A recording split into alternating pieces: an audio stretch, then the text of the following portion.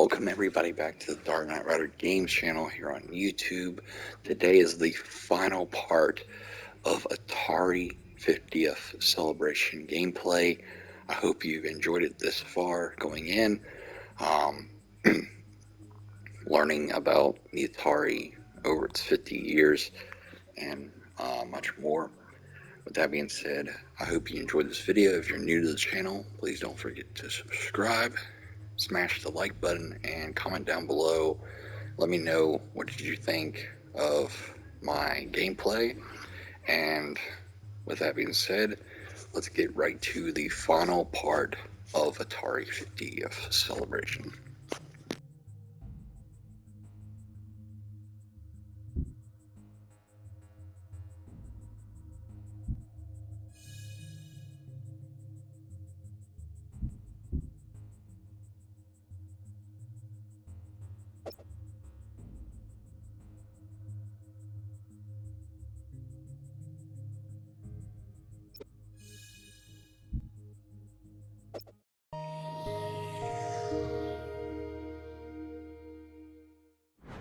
There were so many things near the end of my early days with Atari that I wished, like everything we felt was underappreciated. Like I bought a Lynx and I was trying to find people to play the Lynx with me, and everyone else had a Game Boy, and I was like, you guys, Todd's Slime World, let's do this, let's play Warbirds, come on.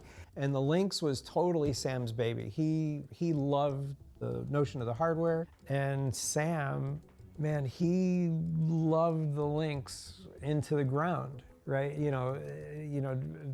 Against all odds, he wanted to make it successful. We did the original one that was sort of the original design, and then he was like, no, we got to double down on it and do it and make it better. Being in the Bay Area, you see these ads, come test video games.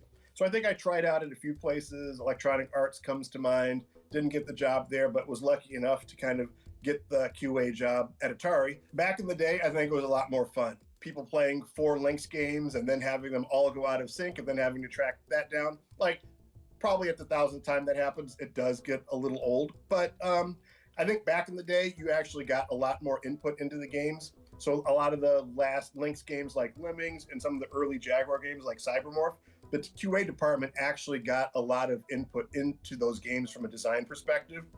You know what? I think the Lynx was great hardware. I like the fact that it was color. And I think the fact that you could have this like 4-way local multiplayer was great. 20 some years later, here I am buying a Lynx with a RGB output because people are still modding them, and selling them on eBay and stuff, right?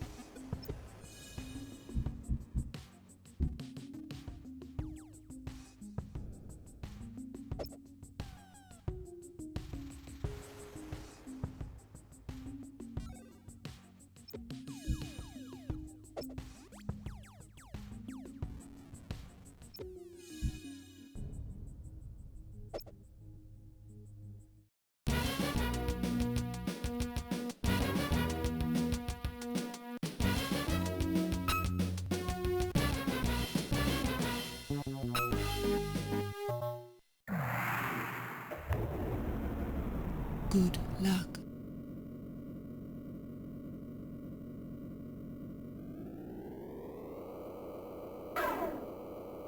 Avoid the ground.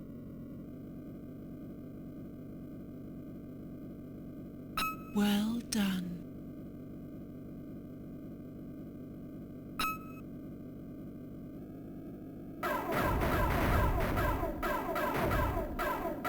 Ouch.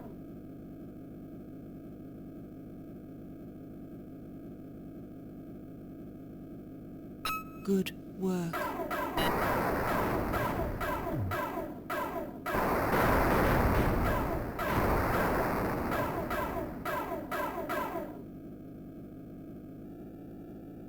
Good work.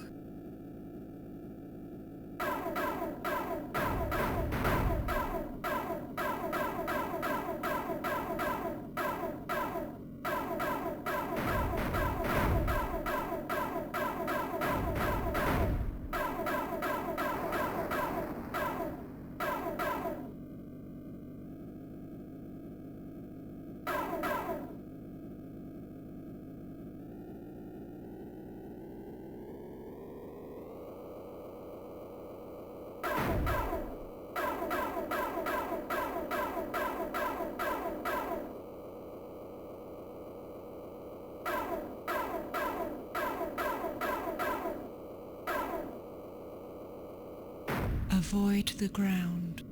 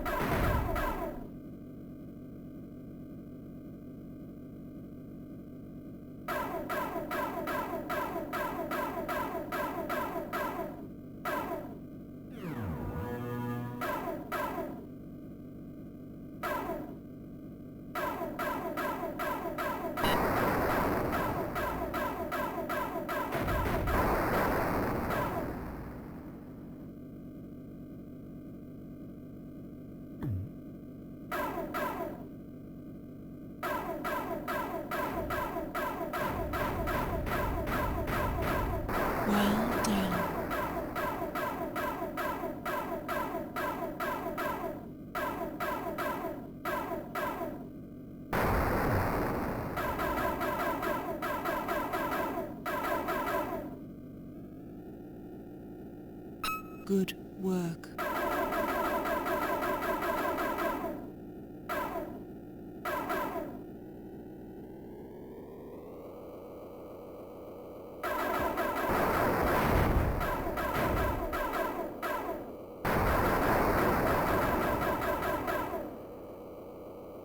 Avoid the ground.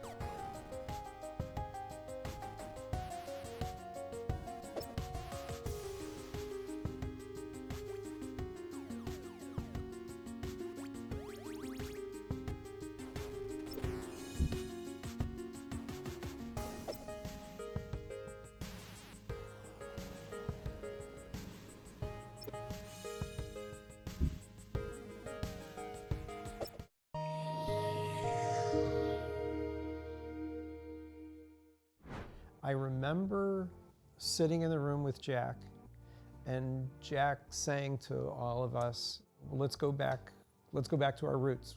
Let's do at least one more game system. The controller is quirky. The industrial design of both the CD and the main unit are quirky. And the fact that, like, I guess somebody used the tooling on the main unit to make some kind of dental device. Like, it just has like this weird quirky history that I think is also inviting.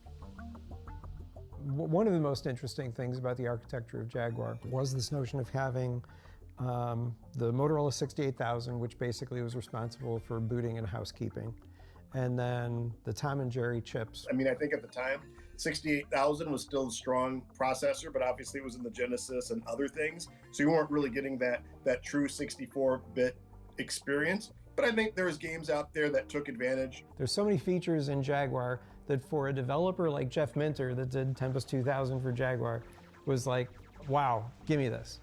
I would say, other than Cybermorph, it did not necessarily feel like that quantum leap that we were promised. It wasn't the flying cars, as they say, that we would have in the future, but you could see the potential, and that's what was really cool. You could see the parts of Cybermorph. You're like, oh, fully 3D world compared to something like maybe a Star Fox, which was on rails. My perspective is the rule of thirds, where if you want to wind up with one really, really great game, you need to lay down 9 bets, because out of those 9, 1/3 probably will ship.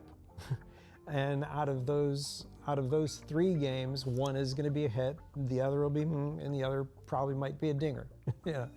You know, there just wasn't enough momentum behind the Jaguar at that time to be able to do that, when Sega and Nintendo were basically already on their 3.5 generation of consoles, you know, at those times. I mean, if Aliens vs. Predator came out as a launch title, maybe the history of the Atari Jaguar might have been slightly different. I think there are a lot more Jaguar fans today than there were when the system actually came out, and it's cool to see people enjoying the system some 20-odd years later. I believe everybody appreciated the innovative aspect, but on the other hand, the software was late, some of it was a little janky, but I think just saying, you know, time heals all wounds, to go onto the Jaguar forums now and look at the love for the system, honestly, like, somebody that worked on it, I can't say that I completely understand it, but I totally appreciate it. I'm like, where were you guys like 20 or 30 years ago? You know, like, you would have made my life like a heck of a lot better.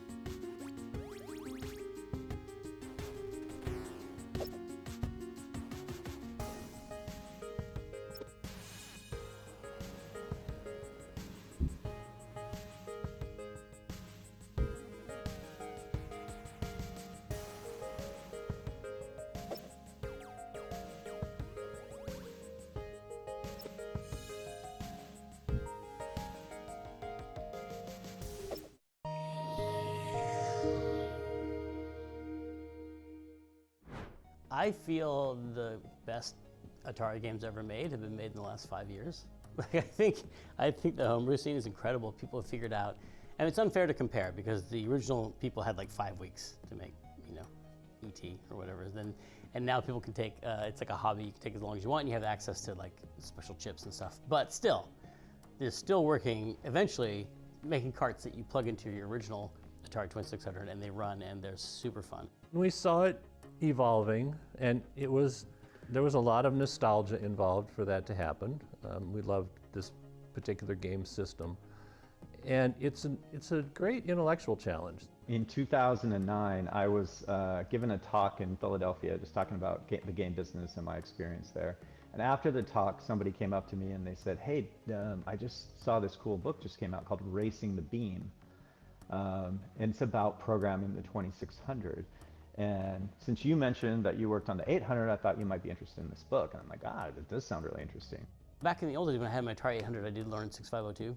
assembly language, and so I've been messing around and making some of my own Atari games. I'm not ready to make Psychonauts on the Atari yet, but someday I'm going to make Psychonauts on the Atari 2600. Not announcing that yet, but don't tell anyone. But. What is the point of going back to work on one of these old machines anyway? I mean, to me, the point is I wanna know what it was like to be, you know, Todd Fryer, you know, and who was, you know, told he has 3 months to write Pac-Man on this terrible machine. And am I a man enough, you know, programmer to be able to do that? You know, Pac-Man was actually technically quite solid. It's fun to program for the 2600 because it's unique. It's, you know, 128 bytes, not K, but like bytes of memory. Like, it's so limited that it helps you edit, you know, and so you can't do everything. You can't imagine an experience and then implement it on the Atari. You have to go the other way around. Like, how many blocks can I move on the screen? Like, how can I turn that into a fun game? It was very, very hard to squeeze a 128 level game with a, you know, title screen and a boss encounter and all that into 4K of ROM, because that's one of the limitations on the 2600 if you're going to live within the original constraints. And so I learned a ton about the 2600 along the way. I had a lot of fun. It was a lot of hard work, and I'm proud of the way it turned out. I think of the homebrew as the hobbyist who wants to see if he can do it, and he makes a game and he makes a few for friends. That has evolved into some actual publishers making Atari 2600 games that are out there. But there was a guy came on there the other day, and he's like, I just want to say this is the most supportive technical community I have ever been part of. So it is an amazing community and very welcoming to new people. So I would encourage people to do that.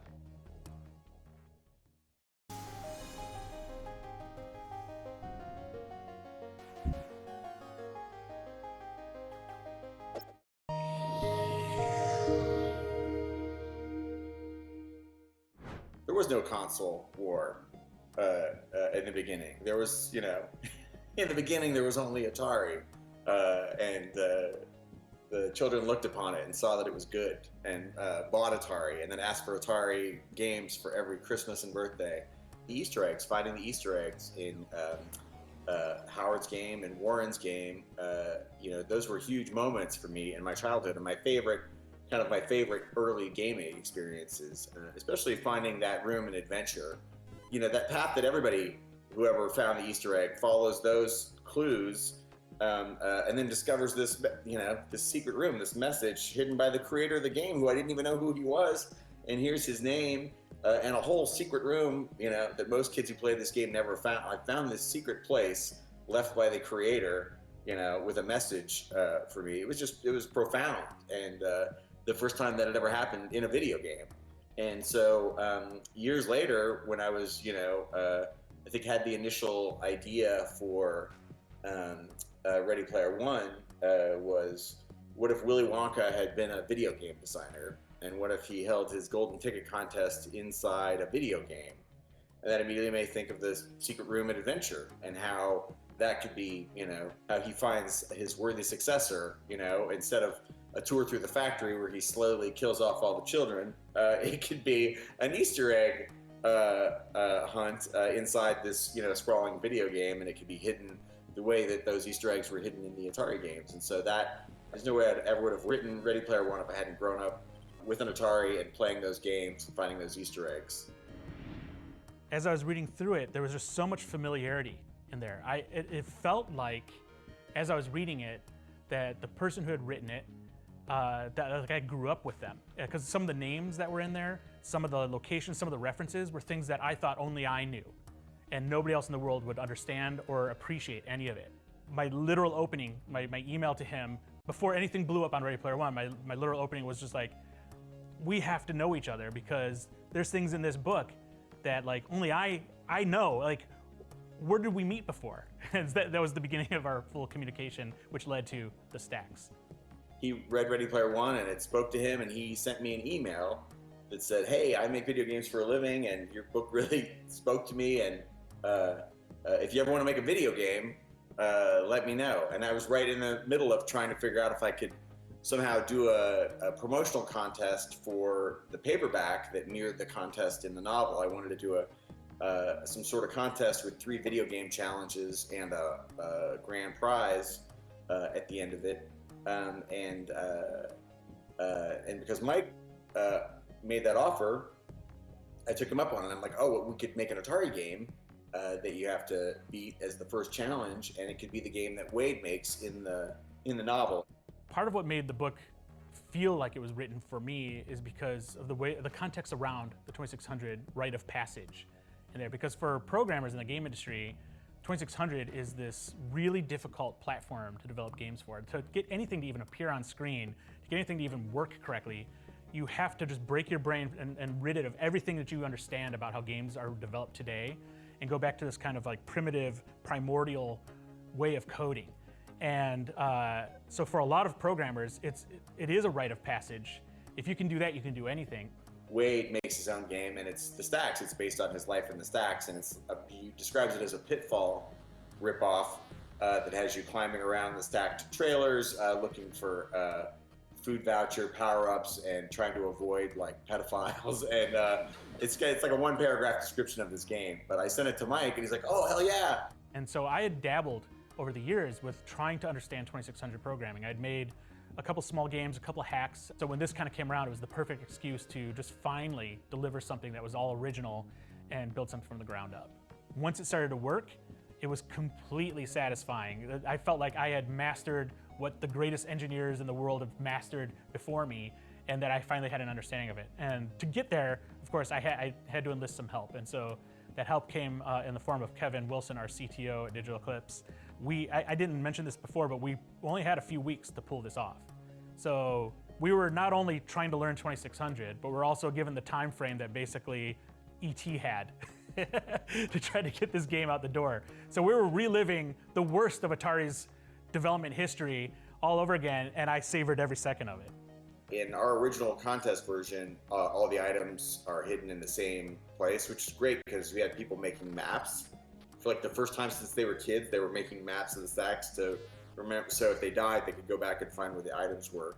But then they added randomization, and now it might be one of the best Atari games ever made. Not to brag, but the stacks is pretty deep and pretty replayable for an Atari game. That's why I think Atari is always going to hold a special place in the hearts of people like me, just because it was, it was the first, and it was, so needed. We were so bored in the late 70s. We needed video games at home so badly. The fact that other better consoles came later is because they saw the giant cultural and economic behemoth that Atari immediately became. Atari created the video game industry, the home video game industry, and everybody that's come since then is, kind of building on what Atari created.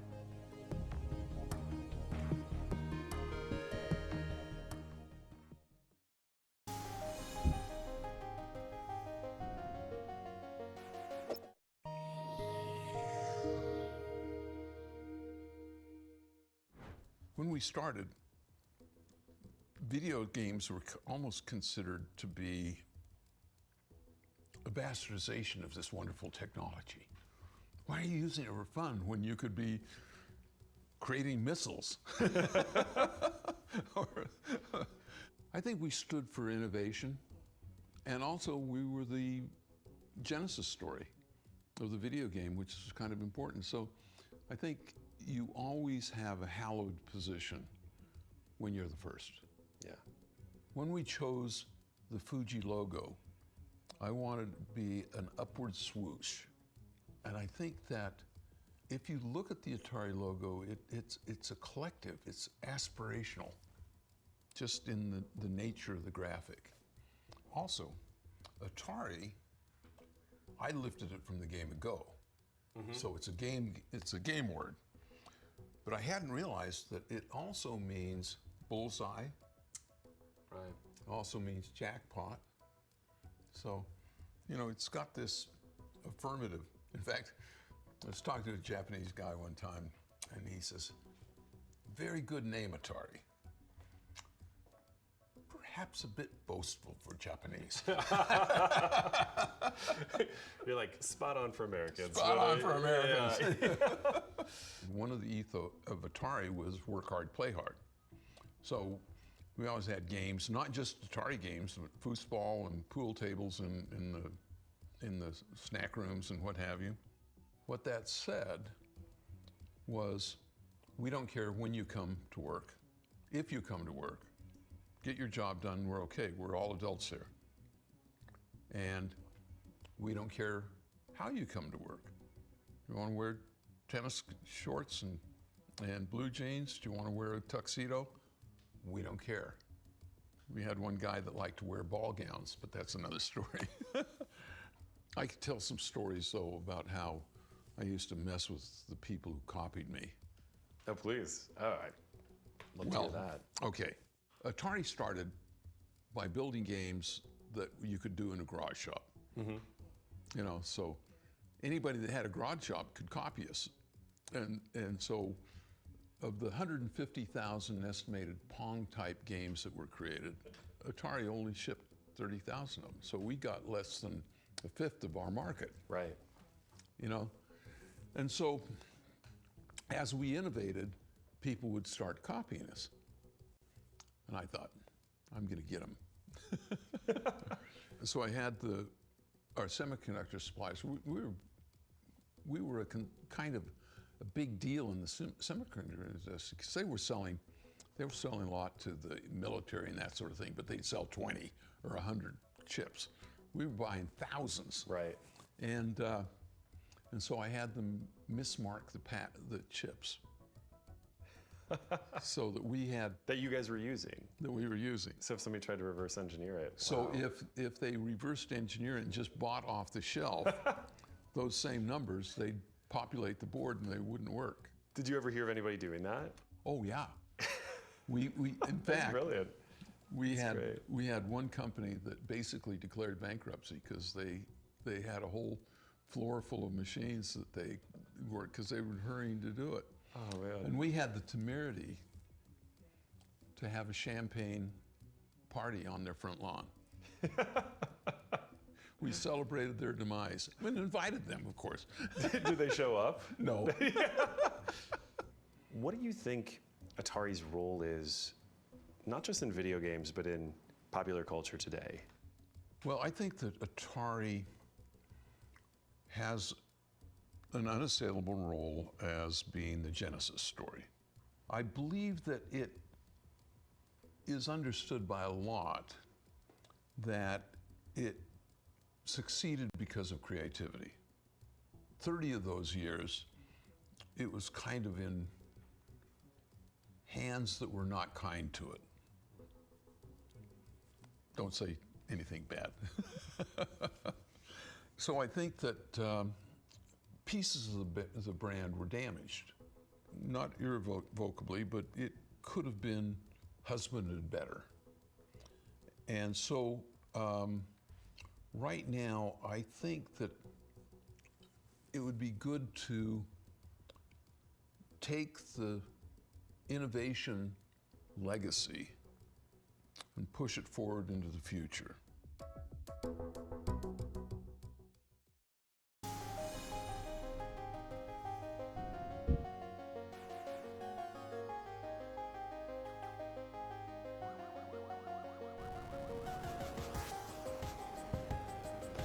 I hope you all enjoyed our journey through the 50th celebration for Atari. Thank you all who has continued to view my content. Thank you everybody for being part of this channel. And with that being said, we'll see you next time in another Atari Wednesdays episode. Take care. Catch you later.